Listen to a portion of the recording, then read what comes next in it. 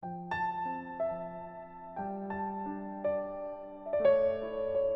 everyone, welcome to Preterist Papers. My name is Patricia Bailey and this is the 65th discussion in this series, hence titled, Are There Wicked Angels in Jude?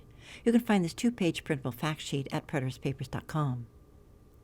In the book of Jude, we read of angels who did not keep their proper place. This is often used as proof angels sinned in the distant past, but Jude's message is the opposite. In number 1, the indecent men who had crept into the Christian assemblies of Jude's day were the zealots of whom we have reported extensively in previous Preterist papers. They drove the war with Rome, as documented by Josephus in the Wars of the Jews. Hundreds of years prior in Daniel 9, the zealots were prophesied. They were the people of the Messiah who would destroy Jerusalem and the temple in a great war, the fulfillment of which was documented in detail by Josephus. See Preterist paper number 54. In 2, 3, and 4, Jude reminded his audience of similar rebels from long ago. Korah and his followers brought destruction on themselves while trying to usurp Moses' authority. They were swallowed up by the earth and remained in Sheol until Judgment Day. The current wicked revolutionaries who were so undermining to Christian gatherings would likewise be destroyed. We will show the word angel is applied to people set aside by God. Number 5. Similar to Sodom and Gomorrah, a large company of people were destroyed by fire in the Korah event. Fire would also be the primary instrument in the destruction of zealotry and Jerusalem in the soon-to-be Jewish and Roman War, AD 67-70. Number 6. It is said there are more than 30 allusions to the book of Enoch in 2 Peter 2 and Jude, but contrary to validating this literature and its tales of fallen angels, Jude was critical of this popular Jewish pseudepigraphal work, which dates from around 300 to 200 BC. The Zealots were allied with the Enoch literature, and Jude launched into quoting and condemning it as blasphemous. It contains stories, contrary to Scripture, of errant celestial angels who had sexual relations with human women.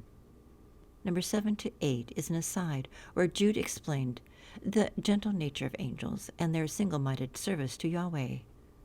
Contrary to the book of Enoch, celestial angels do not get into altercations with the wicked. They simply do the will of God. In these verses, Jude explained that in contending for the Jews who returned from Babylon after the captivity, the archangel Michael was not antagonistic, but simply delivered an authoritative admonition from Yahweh regarding God's will for the returning people.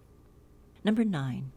Entertaining licentious tales apparently fueled these men's debauchery, amplifying their beast-like nature.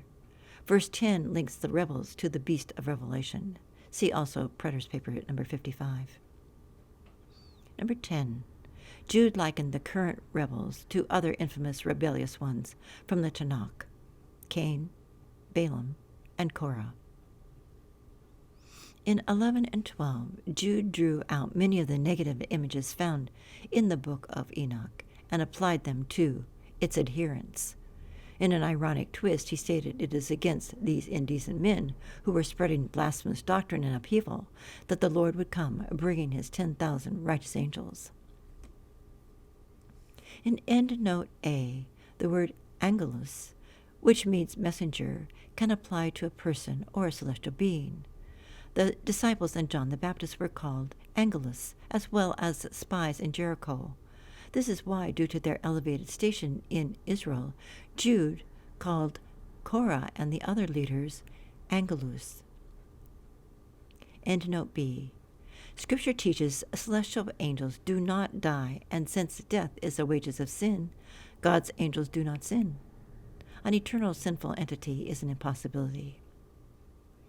In C, the consistent use of all in reference to heavenly hosts connotes their unified purpose in serving God. There is no report of fallen angels in the Bible, despite this persistent traditional belief. Our thanks to Duncan Hester in his book, The Real Devil, helping to sort out this complex and obscure text. Again, please do not believe us or anyone else, but prove all things for yourself. Thank you for listening.